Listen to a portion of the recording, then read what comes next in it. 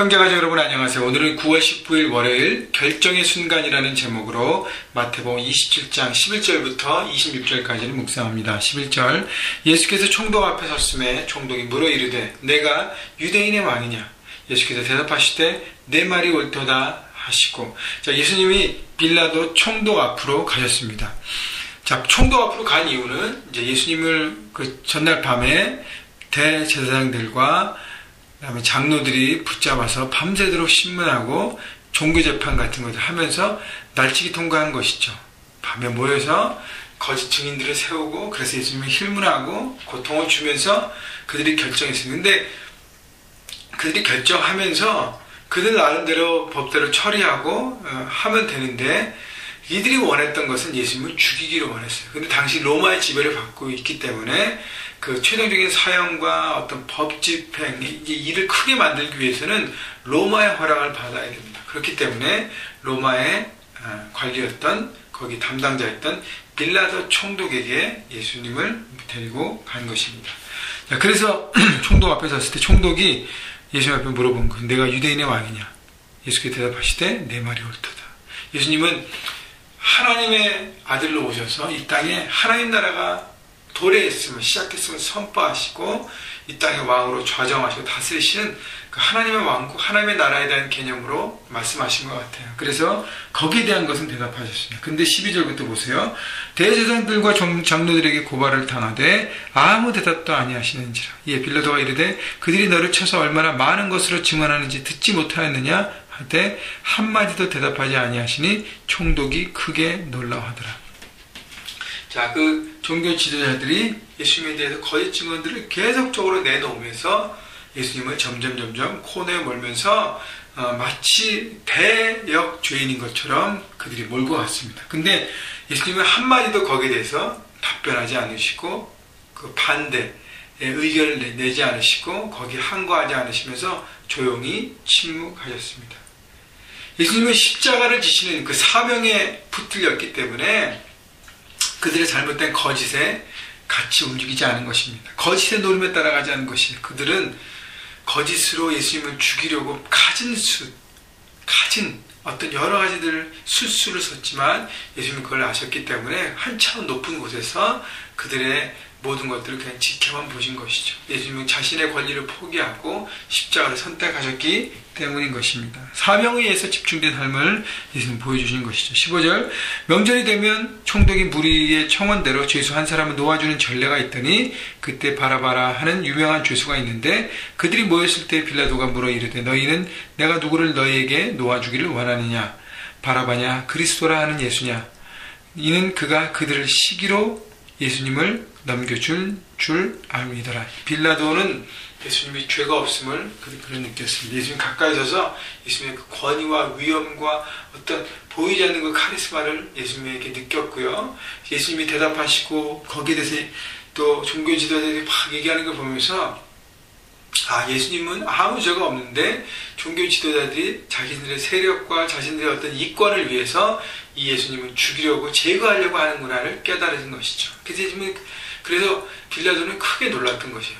여기 나중에 아내도 나오지만 아내가 크리스찬이었습니다. 그래서 아내로부터 영향력을 많이 받고 생각하고 있었어요. 예수님에 대한 소문도 듣고 있었습니다. 마치 보면서 그분은 죄가 없구나, 이분은 죄가 없구나. 근데 단지 종교 지도자들의 어떤 시기와 질투와 이권 때문에 이렇게 하는 정치적인 목적인 것을 빌라도는 깨달았다는 것입니다. 그래서 19절 총독이 재판석에 앉았을 때에 그의 아내가 사람을 보내 이르되 저 오른 사람에게 아무 상관도 하지 마옵소서.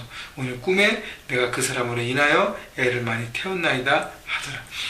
꿈은 영적인 것이기 때문에 아내에게 빌라도가 판정을 하고 예수님이 죽어가는 어떤 그런 꿈을 꾸면서 막 괴로웠던 것 같아요. 그래서 남편에게 지혜로운 아내가 고민했던 것입니다. 여러분, 여자 말을 잘 들어야 돼요, 남자는. 근데 이 빌라도는요, 듣긴 들었지만, 그래서 하려고 했지만 빌라도에게 없던 것이 바로 담대함인 것입니다. 그리고 책임을 다하는 리더십이 없었어요. 좀 비겁했다는 것이죠. 진리를 알면서도 또 여러 가지 진리보다는 사람들의 인기, 자기 자리를 유지하는 것, 어떤 사람들을 더 의식하고 시선과 의식과 평가에 더 전전긍긍했다는 것이죠. 그래서 빌라도는 자연스럽게 예수님을 풀어주기 위해서 전례의 전통을 비틀어서 명절에 한 죄인을 놓아주는 그것을 통해서 예수님을 놓아주려고 했습니다. 20절 대제사장들과 장로들이 무리를 권하여 바라바를 달게 하게 하고 예수를 죽이고자 하였더니 총독이 대답하여 이르되 둘 중에 누구를 너희에게 놓아주기를 원하느냐 이르되 바라바소이다. 여러분 대제사장들과 장로들이 누굴 권해요? 무리들을 선동해서 바라바를 놓고 예수님을 죽이라고 하는 것이죠. 거짓으로 그들이 선동한 것입니다. 근데 누구 선동해? 무리를 선동했는데 이 무리는요, 예수님께서 예루살렘 입성하실 때 예수님을 찬양하고 호산나 호산나 왕이 오셨다고 얘기했던 바로 그 같은 무리라고 저는 생각해요. 무리가 왜 자꾸 이렇게 왔다 갔다 하는가? 이 무리는요, 진리보다는, 하나님의 말씀보다는 뭘 따라가냐면 세상의 힘을 따라갑니다. 예수님께서 예루살렘에 입성하실 때는 예수님이 새로운 왕이 되시고 로마의 압제와 그 모든 걸 파괴하는 정적인 그들의 힘, 파워, 권력을 되찾게 하는 그 힘의 상징으로 바라봤기 때문에 거기를 쫓아갔어요. 근데 예수님은 지금 처절하게 빌라도 앞에서 있는 힘없는 모습을 보면서 어떻게 해요? 예수님을 버려진 것입니다. 그리고 힘으로 따라갔다는 것이죠. 어둠의 마귀의 일은 거짓으로 선동하는 것입니다. 여기 모인 대제사장들, 장로들, 어둠의 마귀의 자녀로 지금 그 일들을 감당하는 걸 본인들 모르고 자기의 이권과 자기의 이익만을 가지고 했다는 거 여러분 생각해 보시고, 우리가 점점 리더로 서가고 점점 영향력이 미쳐지는 가는 그 자리로 올라가고 교회와 자신의 삶의 현장에서 그렇게 서가고 있는데, 과연 나는 나의 이익만 추구하고 이권만 바라보는가, 아니면 진리를 더 바라보고 추구하는지를 여러분 생각해 보셔야 합니다. 22절 빌라도가 이르되 그러면 그리스도 한 예수를 내가 어떻게 하랴? 그들이 다 이르되 십자가 못 박혀야 하겠나이다. 빌라도가 이르되 어찌 미냐? 무슨 악한 일을 하였느냐? 그들이 더욱 소리질러 이르되 십자가에 못 박혀야 하겠나이다 하는지라. 선동의 빌라도는 점점 그 파워를 잃고 따라갑니다. 여러분 19절에 보면 재판석에 앉아있어요. 재판관이에요. 재판관은 소신을 가지고 판결을 해야 되고 진리를 가지고 제대로 조사하고 판결해야 되는데, 군중들의 소리에, 진리보다는 군중들의 소리, 군중들의 시선, 군중들의 의식, 군중들의 평가만 바라보고 결국 자신의 책임을 다하지 않았습니다. 그래서 24절 보세요. 빌라도가 아무 성과도 없이 도리어 밀란이 나려는 것을 보고 물을 가져다가 무리 앞에 손을 씻으며 이르되 이 사람의 피에 대하여 나는 무죄하니 너희가 당하라. 여러분 재판관으로서 자기만 쏙 빠지겠다는 것이죠. 재판관이 판단하고 결정이 내야 되는데 자기가 물을 통해서 손을 씻으면서 자기의 이 모든 책임이 없음을 쏙 빱니다. 25절 백성이 다 대답하여 이르되 그 피를 우리와 우리 자손에게 돌릴지어다 하거늘 이에 바라바는 그들에게 놓아주고 예수는 채찍질하고 십자가 못 박히게 넘겨주나니, 백성들도 이것이 얼마나 엄청난 큰 죄악인지 모르고 자기들이 다 뒤집었습니다. 이익을 위해서 그냥 막 말하는 것입니다.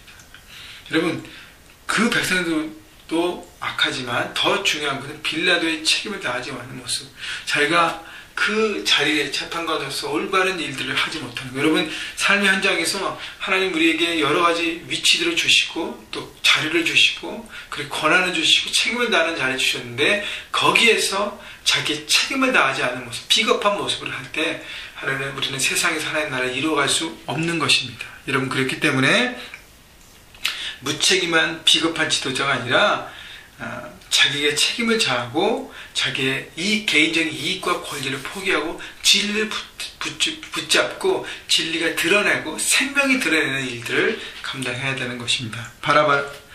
빌라도는요, 진리를 모르면 그럴 수 있죠. 진리를 알면서도 비겁함으로 진리에 따라 살지 않았기 때문에 똑같은 죄인의 모습으로 선 것입니다. 여러분 아시죠? 사도신경이라는 신앙 고백서에 보면 이런 표현이 있습니다. 본디오 빌라도에게 고난을 받아서 십자가에 못 박혀 죽으시고, 빌라도의 책임을 다하는 기도를 지금 많은 크리스찬들이 아직도 하고 있습니다.